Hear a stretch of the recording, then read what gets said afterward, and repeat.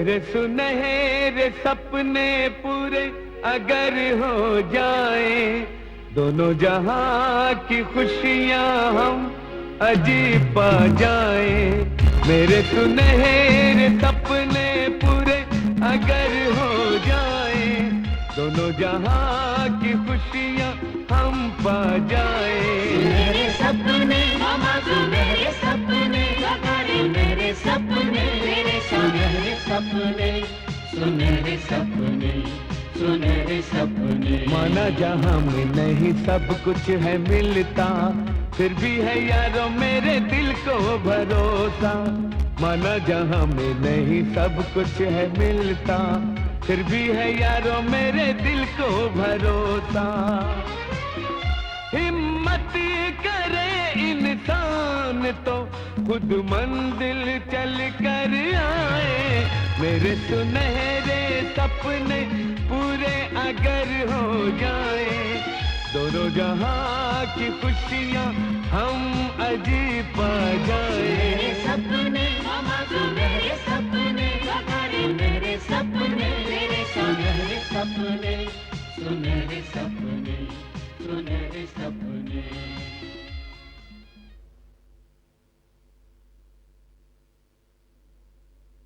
हे भगवान, कितनी बदकिस्मत हूँ मैं। मेरी दुर्भाग्य की छाया मेरे भाई पर पड़ रही है। ना मेरी बहन, ऐसे मत भूल। अरमान भाई, मैं आपसे रूपा के बारे में कुछ बात करना चाहता हूँ। ऐसी बातें सड़कों पर नहीं किया करते। रूपा के बारे में बात करनी है तो घर आना, समझे? जब तुम दोनों शादी कर रहे थे तो ऐसा नहीं था कि रूपा जमीन पर फेरे ले रही थी और तुम आसमान पर। यह बराबरी का रिश्ता है, बराबरी का। हरगिज नहीं अरमान भाई, यह रिश्ता कभी बराबरी का हो ही नहीं सकता। मैं आपके सवालों का जवाब नहीं दे सकता। अरमान साहब, आप करप्शन खत्म करने की बात कर रहे हैं ना? अरे पहले पुलिस डिपार्टमेंट के गिराबान में जाकर देखिए, बाद में दूसरे की बात करिए। देखो, जब हम लोग आपस में झगड़ते थे तो उस समय कैसे शब्दों की बरसात होती थी, और आज जब हम दोस्ती करना चाहते हैं तो दोनों के पास बोलने के लिए अल्फाज ही नहीं है। ध्यान रखिएगा, मैं बहुत जल्दी आपको सरकारी मेहमान बनाने वाला हूँ। बस थोड़े से सबूत मिल जाए। मेहमान हो, इतनी खातिर मत करो। क्या चाहती हो, मैं दोबारा नहीं आऊं? अरे अरे, ऐसे कैसे हो सकता है? अब तो आपको आना ही पड़ेगा। देखो, तुम्हारी आंखों में नींद मुझे साफ दिखाई दे रही है। तुम इसे रोकने की कोशिश मत करो, सो जाओ। हर मुजरिम में एक बुज़दिल इंसान होता है और वही बुज़दिल इंसान उसको हथकड़ियों तक पहुंचाता है। पुरुषोत्तम का भी यही हाल होगा। हर मुजरिम को उसके किए की सजा मिलती है। इसी बात से तो मैं डरती हूँ कि कहीं इस आग के लपेट में अपना सलीम ना आ जाए। इसे कहते हैं घर के दिए से घर को आग लगना।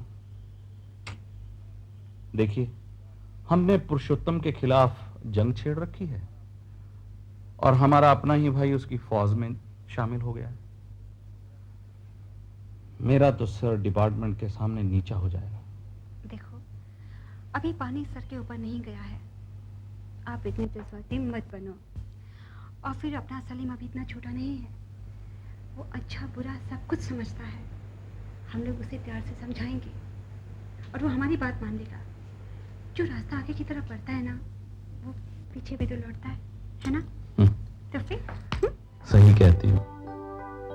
हमारा सलीम ऐसा नहीं हो सकता, इतनी नाफरमानी नहीं कर सकता, है ना? I am relaxed. चलिए। तो आप हाँ, सोना तो है। अरे वाह, 1 बजा है। आप एक काम कीजिए, हमारी आगोश में आ जाइए और यहीं समा जाइए।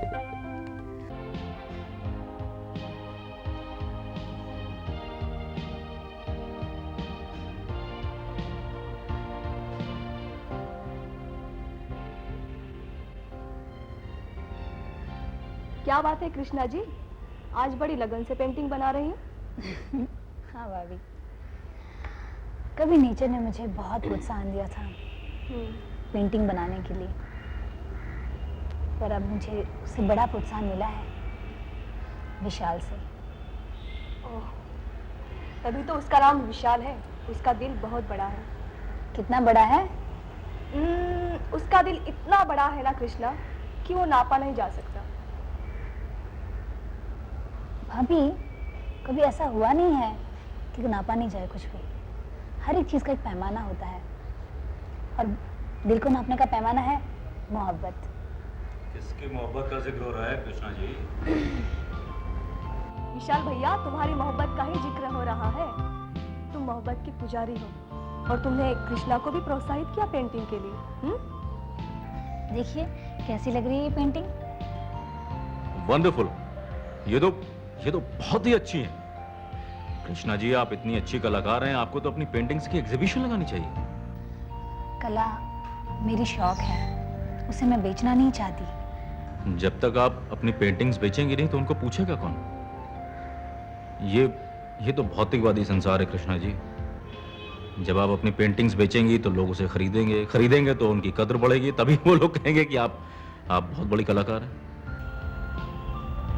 मैं भी यहाँ इसीलिए आता हूँ क्योंकि आपकी पेंटिंग्स मुझे बहुत इंस्पायर करती हैं, बहुत प्रभावित करती हैं। एक्चुअली उनको देखने के बाद मेरे दिलो दिमाग को बहुत शांति मिलती है। हम दोनों नदी की दो धाराओं की तरह थे। ये कला ही उसका संगम है जहाँ हम दोनों मिल गए। कृष्णा, मैं भी तुम्हें हमेशा प्रोत्साहित करती रहूंगी और राहुल को भी बहुत खुशी होगी। ये तो बहुत अच्छी बात है रूपा। अच्छा कृष्णा जी, मैं चलता हूँ। जीजा से मेरा नमस्ते कहना। हाँ।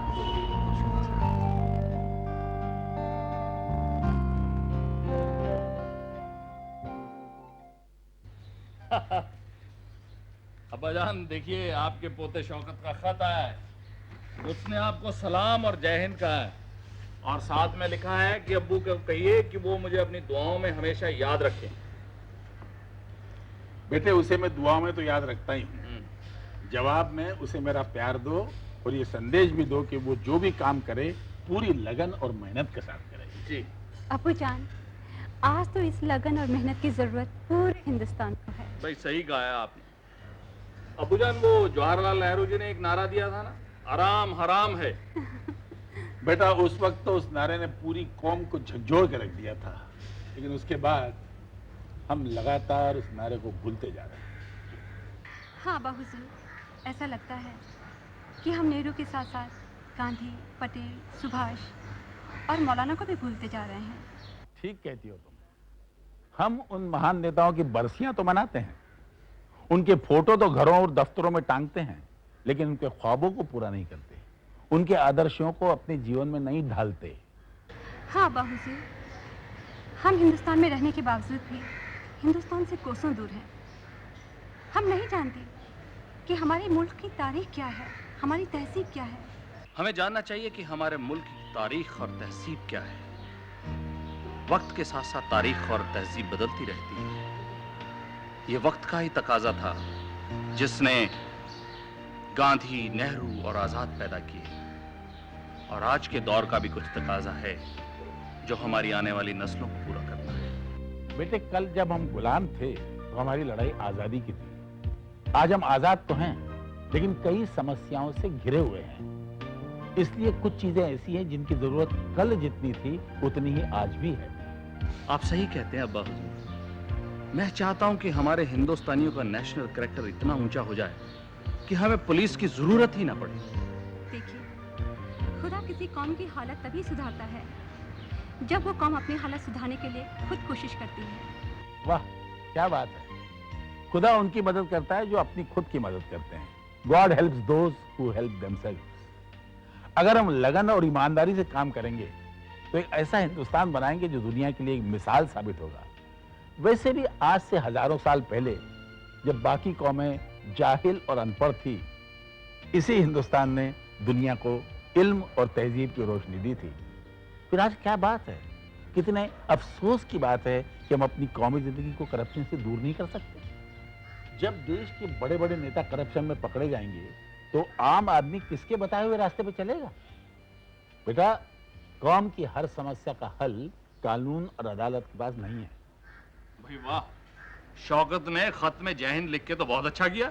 इसी बहाने हमें देश के बारे में बहुत सी बातें पता लग गई। जवाब में उसे भी हमारा जय हिंद लिखो जी। हमारा पोता नए भारत की चेतना है। क्या बात, आजकल आप आईना बहुत देखने लगी। वो इसीलिए देख रही हूँ कि मामूली सी सूरत आपको पसंद आ जाए और मैं आपके दिल में इस तरह समा जाऊं कि और कोई समा नहीं जाए इस दिल में। फिर करने लगे झगड़े वाली बातें। एक तो इतनी हसीन सूरत को मामूली कहा और मेरा दिल तोड़ा, और उसके ऊपर तुमने मुझ पर शक किया कि मेरे दिल में कोई और बस जाए। सॉरी। देखिए, सिर्फ सॉरी कहने से काम नहीं चलेगा हुजूर। आप ये पहले कहिए कि आप हसीन हैं, खूबसूरत हैं। My dear husband, you are handsome. और मैं कहती हूँ कि मैं सिर्फ तुम्हारी हूँ और तुम मेरे हो। That's fine, very fine. आज मैं आपके लिए कुछ लेकर आया। क्या लेकर आए हैं? ऐसे नहीं बताऊंगा, दिखाइए ना। खुद देख लो। दिखाइए ना। वाह, राहुल क्या है ये? इसमें तुम्हारे लिए श्रृंगार का कुछ सामान है। श्रृंगार का सामान? वाह। जब भी घर से निकलो श्रृंगार करके निकलो।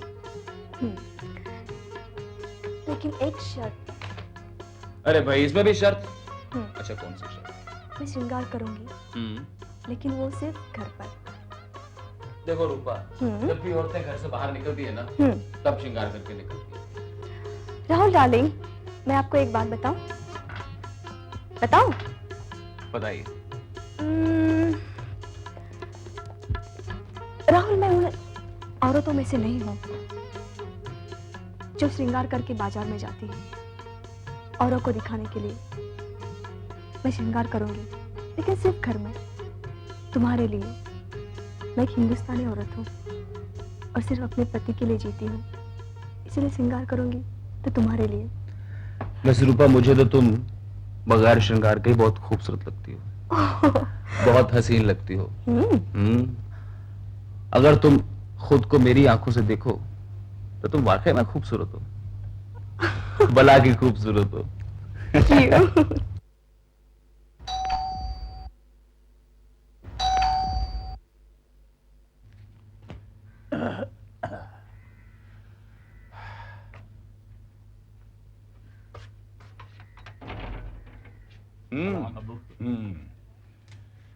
बड़ी देर लगा दी आज। हाँ अबू, आज हमारी मीटिंग थी। अच्छा, उसी में देरी हो गई। किस बारे में? आजकल सारा सामान मिलावटी आ रहा है ना, उसके बारे में। भाई, अगर इस बारे में मीटिंग थी तब तो जल्दी खत्म हो गई, क्योंकि ये ऐसा मसला है जिस पर अगर मीटिंग करनी हो तो 24 घंटे भी कम पड़ेंगे। अबू, आज की हमारी मीटिंग में यही सारी बातें डिस्कस हुई कि किस तरह हिंदुस्तान में मिलावट की जा रही है, और पता चला कि फल को चमक देने के लिए भी केमिकल यूज होते हैं। दूध में साबुन का पानी मिलाया जाता है जिससे आंखें खराब होती हैं। चावल में रेड ऑक्साइड मिलाया जाता है जिससे जिगर खराब होता है। क्या क्या होता है, मैं तो परेशान। मुझसे सुनो मिलावट के किस्से, ऐसे जो तुम्हारे कई अफसरों को भी ना मालूम हो। अभी हाल ही की बात है, फरवरी में केरला में एक फूड इंस्पेक्टर था, क्या ना, अजय कुमार। उसने बाजार से 1 किलो बकरे का गोश्त खरीदा, कलेजी थी शायद। जब पकाने लगा तो उसमें से एक बू आई, बेल्जियम पाउडर की दुर्गंध। चखा, चखने की देर 4 दिन बिस्तर पर पड़ा रहा। तहकीकात की तो पता चला कि बेल्जियम पाउडर इसलिए मिलाया जाता है ताकि गोश्त का वजन सूखने पर कम न हो। गोश्त का वजन सूखने पर कम न हो। अब बोलो। हाँ अबू, कितनी बदकिस्मती की बात है कि हम खाने की चीजों के साथ जहर खा रहे हैं। अरमान, अगर तुम्हारी पुलिस हिंदुस्तान में मिलावट पे काबू पा लेना तो शायद मौतों की संख्या कम हो जाए। इसीलिए हम चौकस हैं कि दिल्ली की दर्दनाक कहानी मुंबई में ना दोहराई जाए। कौन नहीं जानता कि दिल्ली के लाल किले के लाल दीवारों के नीचे खून की होली खेली गई, और ये खूनी ड्रामा अंग्रेजों ने नहीं किया, बल्कि आजादी के बाद हमारे ही चंद व्यापारियों ने किया। अर्थियां भी जली, जनाजे भी निकले, पता चला कि सरसों के तेल में मिलावट थी। मिलावट भी ऐसी की जहर। अबू, खुदा ने तो इंसान को बहुत सी नेमतें दी हैं, फल, फ्रूट, चावल, सब्जी, ना जाने क्या क्या। लेकिन कुछ लोग हैं जो अपने थोड़े से फायदे के लिए लाखों लोगों की जिंदगियों से खेल रहे हैं। लेकिन मैं आपको यकीन दिलाता हूं अबू कि पुलिस अब उनको छोड़ेगी नहीं। अरमान, ये मिलावट करने वाले इसलिए पनप पाते हैं क्योंकि ये पुलिस को रिश्वत देते हैं। कई जगह तो सुना है हफ्ता भी चलता है। हर पुलिस वाला तुम्हारी तरह ईमानदार थोड़ा ही होता है। वैसे अब्बू, हमने कुछ गिरोह गिरफ्तार किए हैं जो मिलावट करते हैं। लेकिन ये सिर्फ पुलिस का काम नहीं है अरमान, अवाम को भी ज्यादा होशियार और सतर्क रहना पड़ेगा। खरीदते वक्त छानबीन करनी पड़ेगी कि वस्तु में कोई मिलावट तो नहीं है। हाँ अब्बू, और जैसे ही पता लगे कि किसी चीज में मिलावट है, पुलिस को इमीडिएटली इन्फॉर्म करना चाहिए। लेकिन सिर्फ इन्फॉर्म करने से काम नहीं चलेगा, पुलिस को भी वही रुख अपनाना पड़ेगा जो पुलिस आतंकवादियों के साथ अपनाती है। मतलब मिलावट करने वालों को पकड़ के सख्त से सख्त सजा देनी पड़ेगी। अब आपके जोरू का भाई और आपकी जोरू कृष्णा को साथ दे रहे हैं। अरे भाई, कोई लड़ाई का कैंप वैम्प तो नहीं तैयार कर रहे हो? लड़ाई का कैंप तो नहीं, लेकिन कृष्णा एग्जाबिशन की तैयारी कर रही है और उसे प्रोत्साहित किया है विशाल ने, और वो भी मान गई है। मान गई? तो कृष्णा से बात करनी पड़ेगी। कृष्णा! अरे भैया देखिए, अपने घर विशाल आए हैं। आओ विशाल, हाउ आर यू? क्या भाई, आपने हमें बताया नहीं? हम भी तो आपको एग्जीबिशन लगाने की सलाह देते थे, लेकिन आपने हमारी बात की तरफ कभी ध्यान नहीं दिया। आप तो कहती थी कि भैया आर्ट एक आर्ट है, बिजनेस नहीं होना चाहिए। लेकिन ये अचानक आपका इरादा कैसे बदल गया भाई? भैया विशाल ने मुझे इतने अच्छे ढंग से समझाया कि जो नेचर के लिए मेरा प्यार था वो फिर से जाग उठा, और अब मैं कला को पूजा समझकर पेंटिंग बनाऊंगी। वेरी गुड कृष्णा, मैं भी तुम्हारे साथ हूँ। अगर तुम्हें कहीं मेरी जरूरत महसूस हो तो मुझे तुम जरूर कहना। अरे भाई साले साहब, मैंने आपको जितना अच्छा समझा था, आप तो उससे भी ज्यादा अच्छे निकले। कोई जगह मिली कृष्णा की एग्जीबिशन के लिए? हाँ जीजा, मिल गई। अगले महीने की तारीख दी है उन्होंने। उनको कुछ एडवांस चाहिए था तो मैंने 5,000 रुपये दे दिए उनको। माना कि कृष्णा आपकी बहन है तो मेरा भी तो कुछ फर्ज बनता है इनके लिए। थोड़ा बहुत मैंने कर दिया। और वैसे भी ये एग्जीबिशन जो ये लगा रही हैं वो मेरे कहने पर ही लगा रही हैं। क्यों? अच्छा, तो आप मुझे सिर्फ अपनी बहन की ननद समझते हैं? एक कलाकार की हैसियत से भी तो रिश्ता है मेरा आपसे। बिल्कुल ठीक कहा आपने। आप बहुत बड़ी कलाकार बने, मेरा मतलब है कि पूरी कलाकार बने।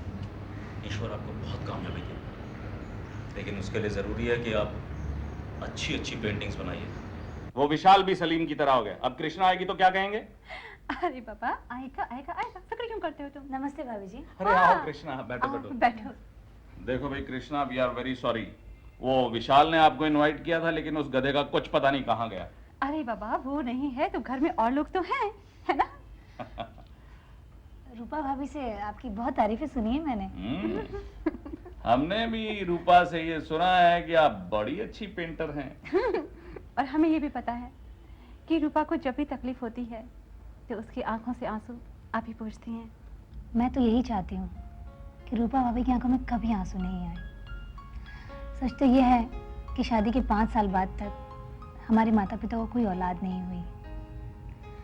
काफ़ी मन्नतें और मुरादें मांगने के बाद राहुल भैया पैदा हुए, इसलिए उन्हें बहुत लाड प्यार मिला। माँ बाप, चाचा चाची और सभी रिश्तेदारों ने उन्हें बहुत प्यार किया, और बस ऐसे ही राहुल भैया बिगड़ते चले गए, और अब भुगत रही हैं रूपा भाभी। भाई आपकी बातें सुनने के बाद तो यूं लगता है जैसे राहुल एक हीरा है, लेकिन उस पे जरा सी धूल जम गई है जिसे हटाने की जरूरत है। कृष्णा, मिजाज को बदलना आदमी के बहुत ज्यादा अख्तियार में नहीं होता है। जी शुक्रिया।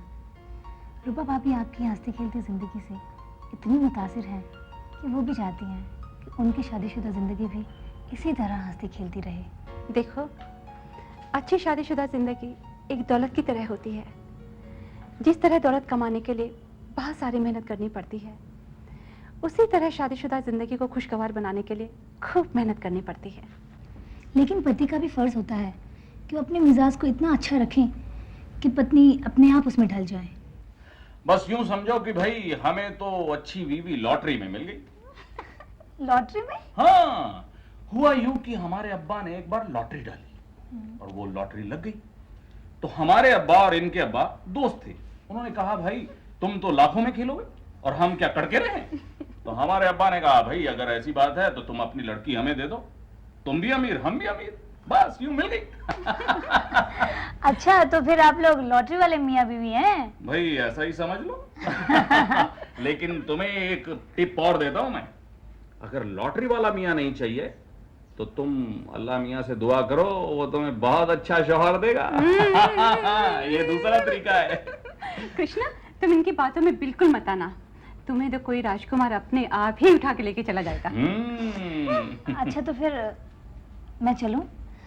विशाल तब तक आए नहीं है, आए तो कह दीजिएगा कि मैं आई थी। अच्छा भाई, नमस्ते। जिंदगी दिन है चार, यार हंस के गुजार, चाहे गम हो खुशी मुस्कुरा मेरे यार, मेरे सपनों की दुनिया जिंदगी ले सवार, चट्टान से इस जीवन को एक नई दिशा दिखलाए, मेरे सुनहरे सपने पूरे अगर हो जाए, दोनों जहां की खुशियां हम अजीब पा जाए। मेरे सपने